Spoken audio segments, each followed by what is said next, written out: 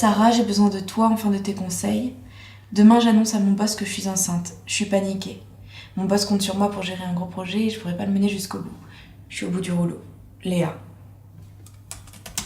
Dis donc, c'est pas une super nouvelle, ça? Non?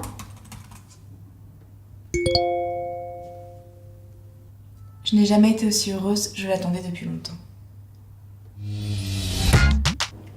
Alors, beaucoup d'entre nous ont été ou seront confrontés à ce moment délicat.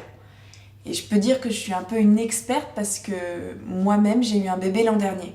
Donc j'ai vécu cette situation. Et je dois avouer que je me sentais mal par rapport à mon travail.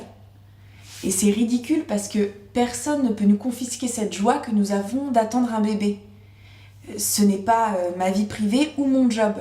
Ce n'est pas être parent ou travailler. Ça ne doit être ni un sacrifice ni un choix. On doit pouvoir concilier les deux. Et si notre boss n'est pas capable de comprendre ça, eh bien c'est bien dommage pour lui. Et attention, je dis lui comme je pourrais dire elle. Et lui ou elle ont déjà eu ou auront peut-être un jour un enfant.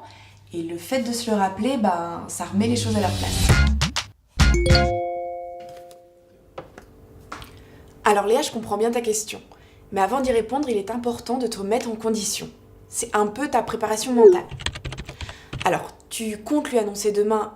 Oui, mais juste une petite précaution, ça peut aussi être après-demain. Ce que je veux dire, c'est que choisis un jour où ton boss semble détendu et de bonne humeur. Tant qu'à faire, autant que les meilleures conditions soient réunies.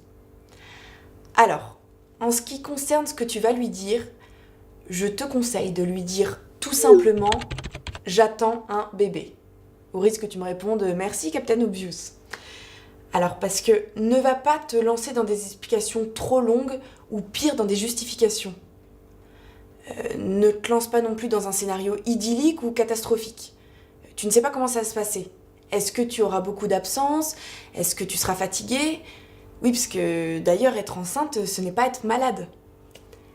Alors, rajoute-lui aussi que tu as préféré lui en parler avant d'en parler à tes collègues. C'est toujours mieux si ton boss apprend la nouvelle de toi. Ensuite, tu peux lui dire que tu comptes t'absenter une fois par mois pour le suivi médical de ta grossesse et pour les cours de préparation à l'accouchement. Et dès que possible aussi, annonce-lui tes dates de départ prévues de congé maternité et de retour. Ah oui, et j'oubliais Léa, tu as eu raison de ne pas te précipiter dans le bureau de ton boss le lendemain de ton test de grossesse.